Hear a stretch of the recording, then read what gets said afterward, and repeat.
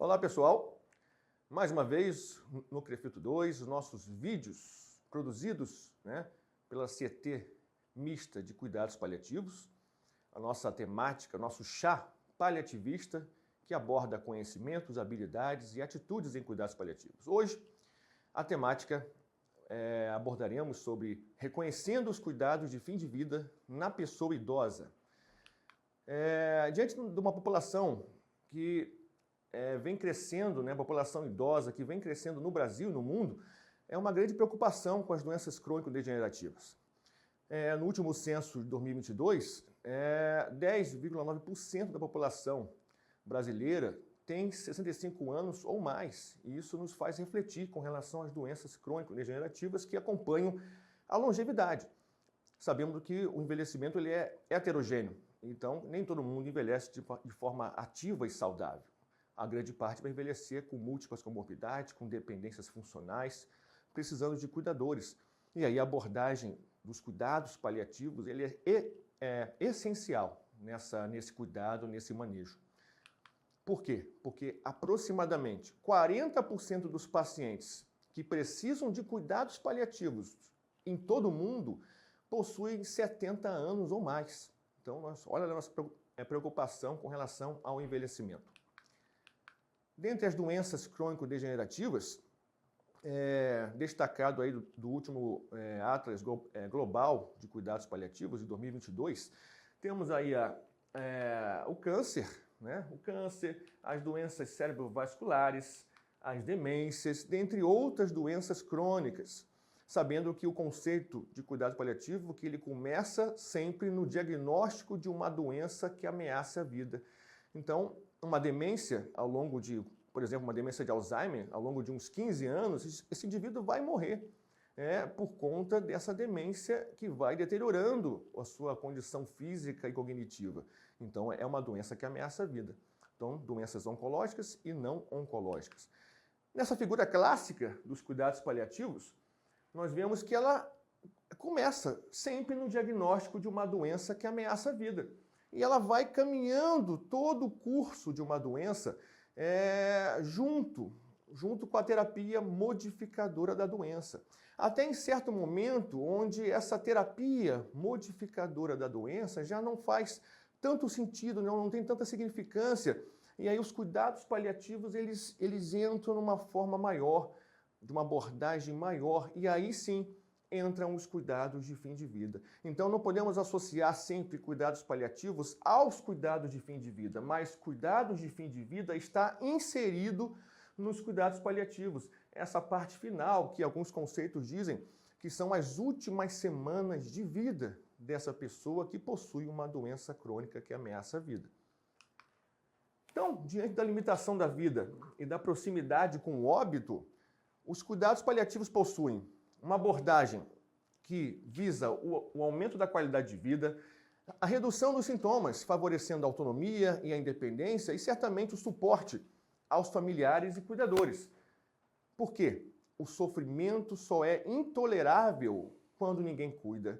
Essa frase clássica da Cicely Saunders, a pioneira dos cuidados paliativos modernos, e esse cuidado precisa ser qualificado, só cuida de maneira qualificada. Então a formação profissional em cuidados paliativos ela é essencial para prestarmos um atendimento digno aos nossos pacientes. Então diante de um curso de uma doença, onde a gente pensa, ninguém pensa que vai envelhecer mal, mas diante de uma sociedade que a maioria delas vai envelhecer de maneira com múltiplas comorbidades, com dependências funcionais, e que essas doenças geram muitas das vezes de conflitos, preocupações, angústias, os cuidados paliativos vêm com uma ideia de transformação, com uma ideia de mudança desejada. Não mudança no quadro clínico, porque o quadro clínico é crônico, é avanço da doença, mas no suporte à família, no acolhimento, nas questões espirituais, entender essa biografia do paciente. Então, para você fornecer uma morte digna, é essencial identificar características desses sinais de final de vida.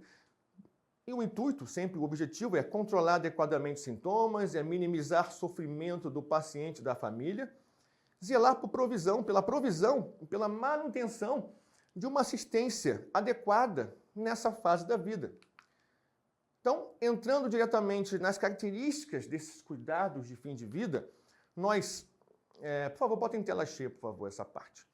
Então, a gente pensa, precisamos identificar que existe a presença de síndrome anorexia-caquexia. O que é isso? É uma alterações de vulnerabilidade biológica, onde ocorrem disfunções orgânicas frequentes, onde ocorre perda de apetite, onde ocorre aumento da frequência de internações, ou seja, de intercorrências ao longo desse período, possivelmente por questões de infecções. Esse indivíduo, cada vez mais, ele perde o interesse social, o interesse por outras pessoas, o interesse de se relacionar, é a chamada morte social, a perda da vontade de se alimentar, de beber água. Isso tudo faz parte desse processo de final de vida. Então, e pode vir agregado a questões de fadiga, de cansaço extremo, a pessoa se torna menos responsiva no dia a dia, vai certamente ficar mais acamada, ou seja, uma perda da funcionalidade ao longo do tempo, e estados de confusão, de alterações de consciência também são frequentes nessas pessoas. Então, entender esse conjunto de fatores na comunicação ele é fundamental. Para tudo isso ocorrer, é necessária uma comunicação eficaz, porque se não houver comunicação e cuidados paliativos não se faz apenas de um profissional, mas é feito por uma equipe interdisciplinar, então a comunicação é fundamental para que essa equipe seja coesa nesse cuidado e no melhor acolhimento do paciente, sempre com sensatez e bom senso nas escolhas das terapêuticas disponíveis, evitando assim a futilidade terapêutica ou a chamada obstinação terapêutica. Então, onde intervenções inúteis são colocadas e aí aumenta o sofrimento dessa pessoa. Nós temos que pensar em aliviar sofrimento. E com isso, melhor acolher a família, melhor acolher nos seus questionamentos e incertezas. Então, uma comunicação deve ser honesta entre equipe, paciente e família, deve pensar no planejamento desse final de vida, quanto aos desejos desse paciente. E nessa organização, pensar, isso não especificamente só o fisioterapeuta e terapeuta ocupacional, mas o profissional que tem conhecimento em cuidados paliativos precisa ter essa abordagem, conhecer que é necessário conversar com a família sobre as questões das pendências existentes, inventário, herança, questões do ritual de luto, né, de acordo com a fé de cada paciente, de cada família.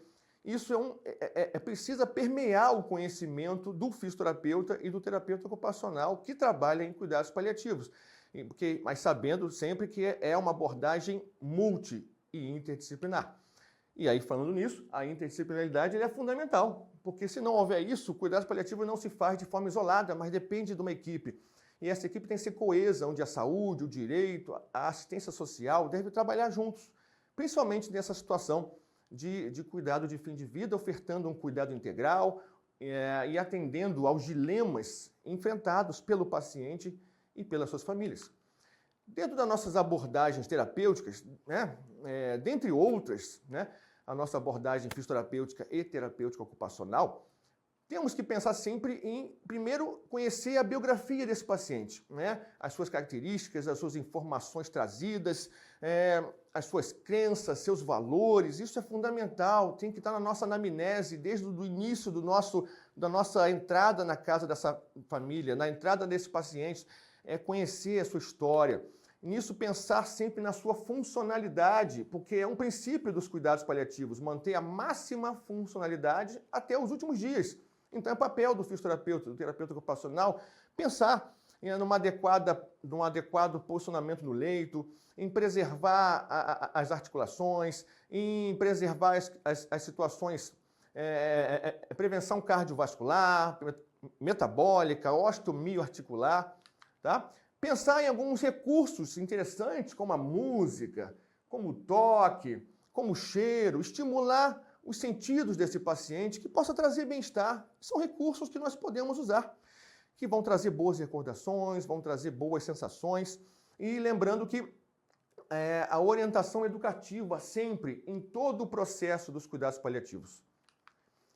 Já indo para a nossa parte final da fala, reconhecer e valorizar os cuidados de fim de vida são essenciais para esse cuidado, para garantir, então, um cuidado digno, para ofertar um conforto aos pacientes, para dar suporte às famílias, mas, antes de tudo, essencial a capacitação profissional para que tenhamos sempre uma abordagem interdisciplinar, humanizada e centrada no paciente. E a experiência do paciente e da família. Isso é fundamental. Conhecer a história do paciente, saber quem é esse indivíduo. Isso é fundamental no processo terapêutico, na abordagem da família. Isso é essencial. Concluindo, cuidados de fim de vida são fundamentais para proporcionar conforto e alívio do sofrimento. A nossa proposta é sempre aliviar sofrimento. Reconhecer a importância desses cuidados ajuda a garantir que os pacientes recebam um tratamento adequado e respeitoso, promovendo uma experiência digna, a dignidade, o respeito à dignidade, isso é fundamental. Além de digna, que seja significativa esse final de vida, que seja significativo esses últimos momentos da vida. Bom, gente, isso algumas referências utilizadas e eu agradeço demais a atenção de vocês e qualquer dúvida estamos aqui para solucionar.